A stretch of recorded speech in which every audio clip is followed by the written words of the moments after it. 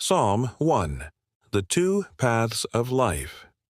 Psalm 1 serves as an introduction not only to the book of Psalms, but also to the entire concept of biblical wisdom. It presents a vivid contrast between two fundamental paths in life, the path of the righteous and the path of the wicked. Before beginning, please like, share, and subscribe to the channel. More than a mere description, the psalm invites us to deeply consider which path we are on and what the consequences of each are. The righteous, he who delights in the law of the Lord. Verses 1 and 2 begin by describing the blessedness of the righteous. The word blessed does not simply mean happy, but implies a state of prosperity and satisfaction that comes from a life in harmony with God. This blessedness is defined by what the righteous do not do, and, more importantly, by what they do. First, the righteous avoid the path of the wicked. He does not walk in the counsel of the wicked.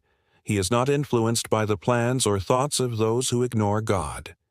His values and decisions are not shaped by the secular majority. Nor does he stand in the path of sinners. He does not stagnate or become complacent with wrong practices. There is no persistence in error, but rather an active rejection. Nor does he sit in the company of scoffers. He does not associate with those who mock God, His Word, or His principles.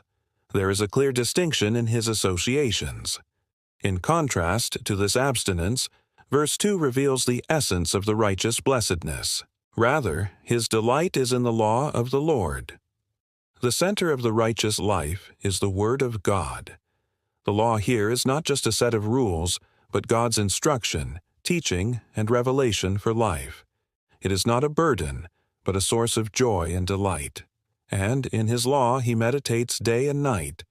Meditation is not casual reading, but constant rumination, deep pondering, absorbing the Word into the heart and mind. This implies a continuous and transformative relationship with divine truths. Verse 3 offers a powerful metaphor for the life of the righteous. He will be like a tree planted by streams of water. The image of the tree is one of stability, life, and fruitfulness.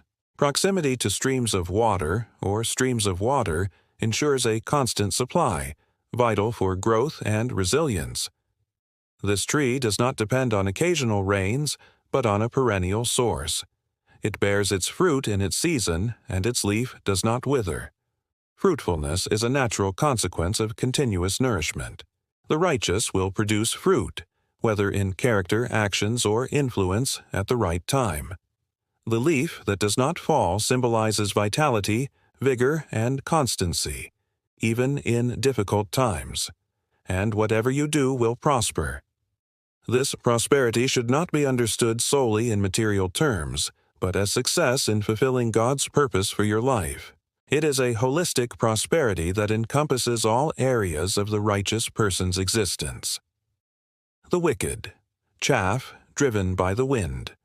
Verses 4 and 5 present the contrasting fate of the wicked. The transition is abrupt, emphasizing the radical difference between the two paths. The wicked are not like that. They are like chaff that the wind drives away.